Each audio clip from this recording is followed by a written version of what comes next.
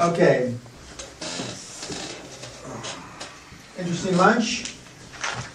Only interesting because the some of the questions that I answered. Are there any questions reference anything that we've covered so far?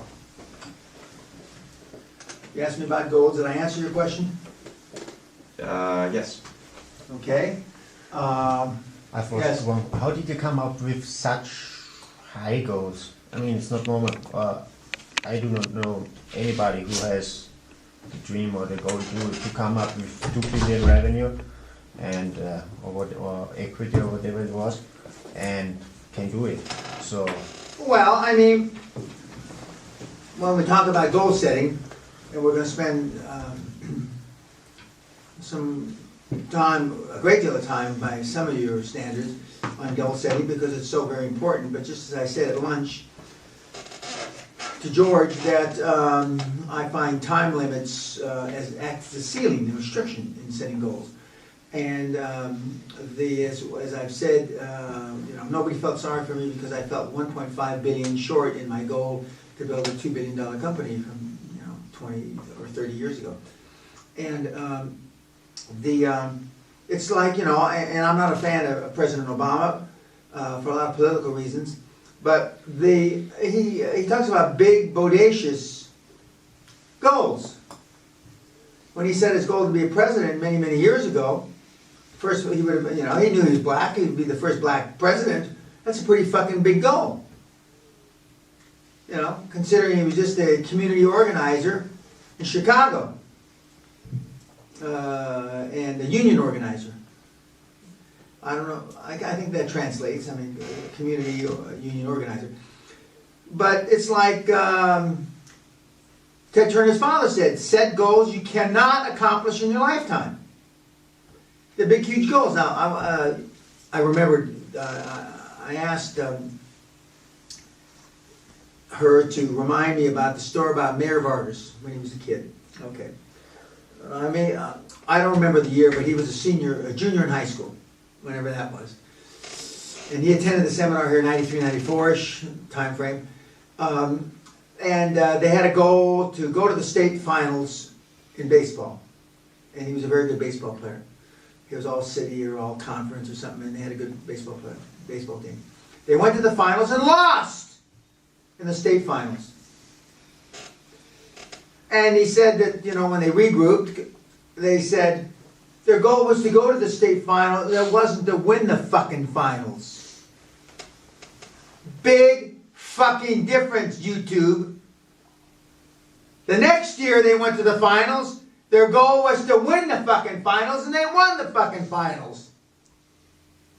You have no idea the power of suggestion to your jellyfish fucking brain. And there's a lot of jellyfish in this room. But fortunately for you, the jellyfish are also on these walls. And the reason I didn't put the Hall of Fame, Hall of Shame, and my influences on the walls, not to be an impediment to your success, but to show you that even with fucking melon heads like you can be successful.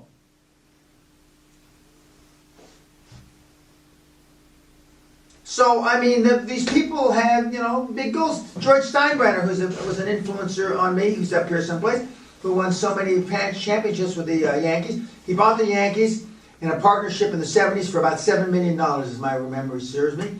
And when he died, and it was valued for his distribution of his trust and stuff like that, is valued at many, many billions.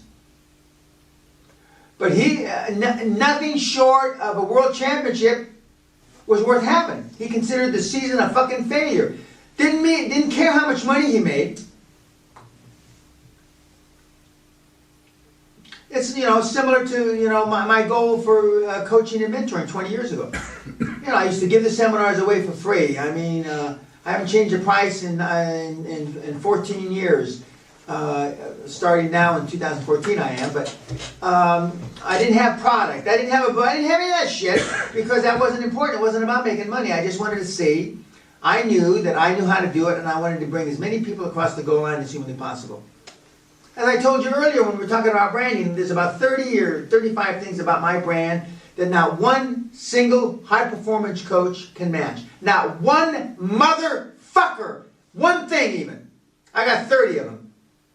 You have people on this dipshits here on YouTube. Listen up, dipshits. Jelly brains.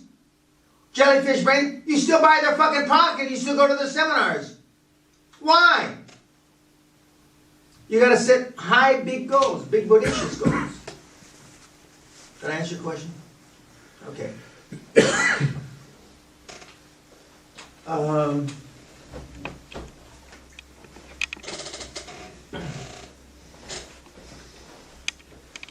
It's like we talked about earlier. My son, the first year he played Little League Baseball, my youngest son, he batted 640 something. Impossible. You can't bat 640. And then the other parents of the kids said, your son's making us all look bad. And guess what? He batted 248 the next year. Peer pressure's a bitch when you're only 8, 9, 10 years old. Peer pressure's a bitch. Peer pressure's a bitch for you now. Because you haven't grown up. You still got the mentality of 8, 9, 10-year-old. Because you want to fit in, even though you may not admit it. Canadians especially want to fit in. Chicanos especially want to fit in. I still remember a 10-year high school reunion. I just had my 50th, my 10-year high school reunion. Before my reunion, I went back to a football game to see them play somebody, I forget who. Probably the first game I went to since I got out of high school. So it would have been 1973. It was the year I got married as well. And I went up to buy my ticket at the, in front of the little football stadium. I went to buy my ticket, and my fiance, we weren't married yet. No, we had been married. We had just been married. And a couple of my friends were behind me, and I went to buy the ticket, and the lady that's selling tickets looked up at me. And she had been the chief administrator of the school, high school. And she slid my $20 bill back and says, "We don't want your kind here, Mr. Peña."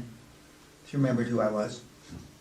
And I said, "What are you talking about? We don't want your kind. We were glad to get rid of you." What was it, 19, 11 years ago? I said, "You send me the fucking ticket or I'm going to burn this fucking school down." She sold me the ticket. When I graduated from high school, the summer before I graduated, we were sitting on the student union, this, I don't know what they used to call it, the quad, where seniors sit for high school. I don't know if they still have quads. And my buddy Ruben Munoz, who's currently serving life for fucking murder in Florida, Walt Wojak and I were sitting having hamburgers, McDonald's. In those days, you couldn't leave campus. So the boys' vice principal, Hank Leeds, came up to us and said, we were sitting down, said, "Where'd you get those hamburgers?" And I said, "We ordered out." McDonald's didn't deliver, right? And he says, "Okay, wise ass, when this period's over, you report to my office. I want to see all three of you." So we reported to his office, and he handed us our high school diplomas 3 weeks early. "Get the fuck off campus. We don't want your fucking kind here." So we took the diplomas. We went to the local pool hall, started shooting 9-ball. After 6, 7, 8, 9, 10 pitchers of beer, Walt Wojak, who was an intellect, he went to UCLA. He's one of the guys I volunteered to go in the Vietnam War with. He said, "We got rights. This is 1963. Martin fucking Luther King is marching for freedom. They can't throw us off campus." We took our diplomas, we went back to campus, drunk on our ass, and threw the fucking diplomas in his faces. "Fuck you, Hank Leeds. You can't get rid of us. And I am going to burn the fucking school down." And I tried. And I tried. Walt Wojak is very successful, retired contractor. Ruben is in life for murder in Florida, and I'm here. So you figure it out. Now I can just see you with your tail between your legs, like this. "Oh, they don't want me to go to graduation. What will my parents say? Oh my God. You fucking cunts. That's the difference. And virtually everybody on that wall thinks the same. And certainly everybody in this wall didn't give a shit what you thought.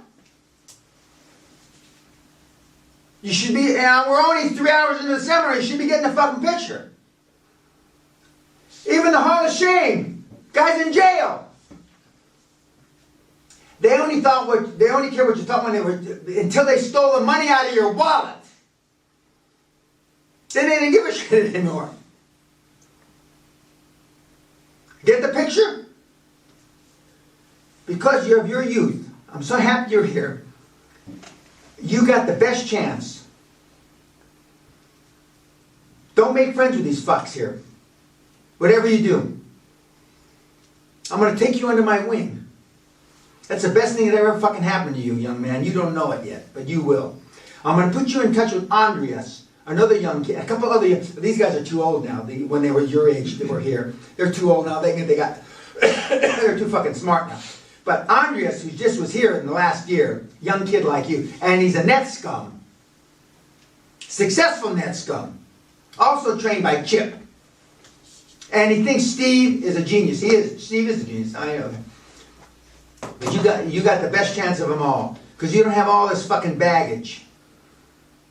Caught you young enough in the cycle. That's a huge, huge advantage. You don't have, if you waited 13 years, just imagine. He'd be middle fucking age. That's great. Okay. Enough YouTube. Go kiss my ass.